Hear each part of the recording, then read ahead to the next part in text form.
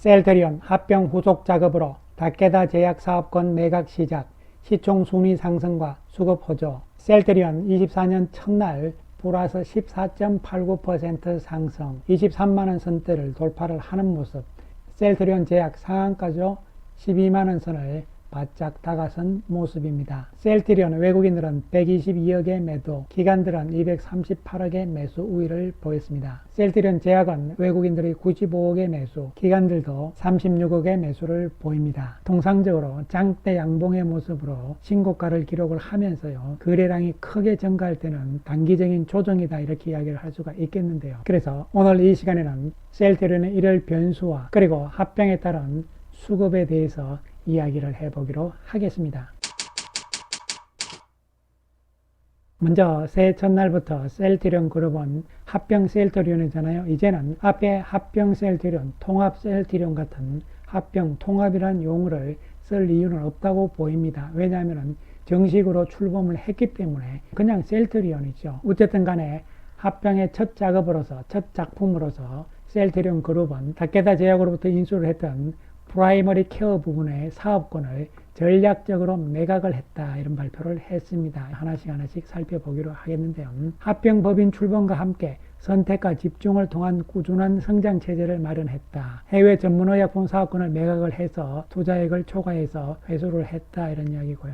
그 다음에 고가치인 국내 전문의약품 사업권은 매각을 안 했다는 이야기죠. 이에 따라서 이 부분의 매출은 지속될 것이다. 그리고 국내에서 생산하는 이달비와 내시나 요 두 개 제품의 아시아 태평양 국가들에 대한 독점 공급권을 확보를 했습니다. 이에 따라서 추가적인 이익이 확보가 됐다, 이런 이야기고요. 그 다음에 일반 의약품 사업권이 남아있기 때문에 이 부분도 지금 매각을 잘 추진하고 있다는 이야기가 되는 것이죠. 조금 더 구체적으로 살펴보게 되면요, 인수 3년 만에 분할 매각입니다. 이 사업 부분은 전문 의약품 부분이죠. ETC 부분. 그리고 또 한 가지는 일반 의약품 부분인 OTC인데 이번에 전문의학 쪽을 매각을 했다는 것이죠. CBC라는 사모펀드 쪽에 매각을 한 것이고요. 전문의약품 쪽의 사업권을 매각을 해가지고 받은 금액이 2,099억 원인데요. 요거 처음에 인수할 때는 1,380억으로 인수를 했다는 이야기잖아요.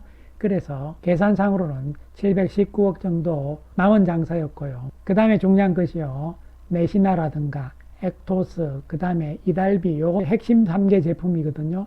요 3개 제품에 대해서는 국내에서 하는 사업권은 매각을 안 했습니다. 계속 유지를 합니다. 그 다음에 전문의약품에 대한 사업권은 매각을 했습니다. 그러나 공급권은 또 확보를 했습니다.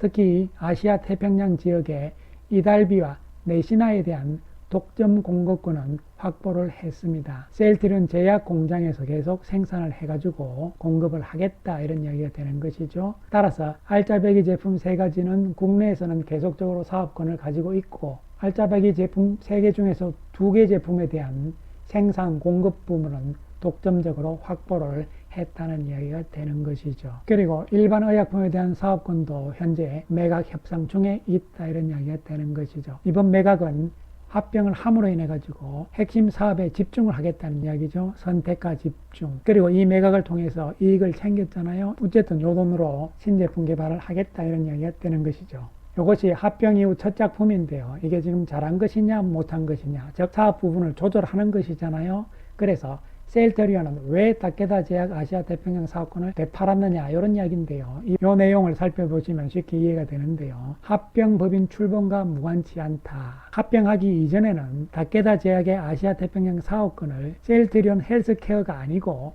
셀트리온이 가지고 있었다는 이야기죠. 그래서 셀트리온 에이펙은요, 셀트리온 헬스케어가 아니고 셀트리온이 보유를 하면서 이중적인 해외 영업 구조를 갖게 됐잖아요. 이렇게 유지하다가 이번에 합병이 됐잖아요. 합병이 완료가 됐습니다. 그러므로 인해 가지고 이제 쉽게 생각하시면 돼요. 기존의 셀트리온 헬스케어의 영업은 대부분 바이오 쪽이었잖아요. 그런데 다케다 쪽의 거는 전부 케미칼이란 말이죠. 그렇기 때문에 안 맞다는 것이죠. 이걸 계속 유지를 하려면요, 비용이 들어요. 영업 인력을 또 새롭게 갖춰야 된다는 것이죠. 두 번째는요, 이 셀트리온 에이펙이 가지고 있는 제품들이 고혈압이라든가 당뇨병, 이런 만성질환 쪽의 케미칼 제품이잖아요. 그렇기 때문에 앞으로 경쟁력 측면에서도 문제가 있다는 것이죠.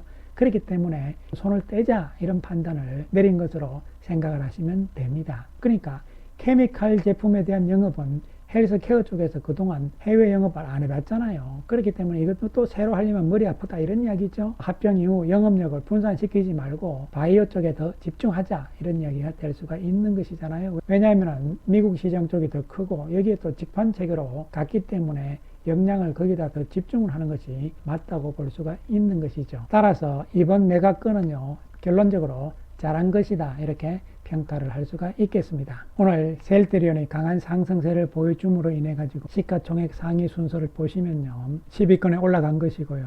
그리고 1월 12일이 되면요, 상장 주식수가 늘어나잖아요. 2억 2천만 주대로 늘어납니다. 오늘 종가 기준으로 계산을 해서 시가총액을 내면은요, 시가총액 순위가 5위권으로 들어갈 수가 있는 것이죠. 1월 12일이 되면은 주식수가 2억 2천만 주대로 늘어납니다. 이에 따라서 5위권, 6위권까지 넘볼 수가 있잖아요. 그렇게 된다면은 시브 펀드들, ETF 펀드들 이런 쪽에서는요, 비중 조절이 나와야 되는 것이죠. 이러한 비중 조절에 따른 외국인들의 움직임들, 특히 패시브 펀드 쪽의 움직임은 주가의 상승세, 그리고 앞으로 셀트리온의 전망 이런 부분들이 좋아지게 된다면 예상했던 6천억 전후보다 더 나올 가능성도 있는 것인데, 어쨌든 그러한 수급의 변화는 12일을 중심으로 전후에 나올 가능성이라는 측면으로 예상을 할 수가 있는 것이고요. 만약 12일 이후에 지속력이 좀 나올 것인지 아니면 하루 이틀 정도로 끝날 것인지 이런 부분에 따라서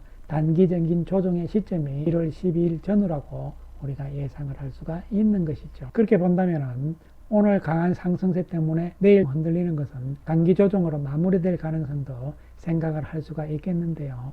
한편 제약은 지금 합병에 대한 기대감이 또 나타나고 있는 것이잖아요. 왜냐하면 이러한 상황이라면 굳이 셀트리온 제약의 합병을 늦출 필요는 없다는 것이죠. 또한 이번 다케다 제약 부분에 매각과 셀트리온 제약의 합병을 연결시켜서 생각할 수도 한편으로는 있겠는데요. 어쨌든 간에 빠르면은 1월 말이나 2월 중에 합병 공시가 나올 가능성도 있다는 이야기도 나오고 있는데요.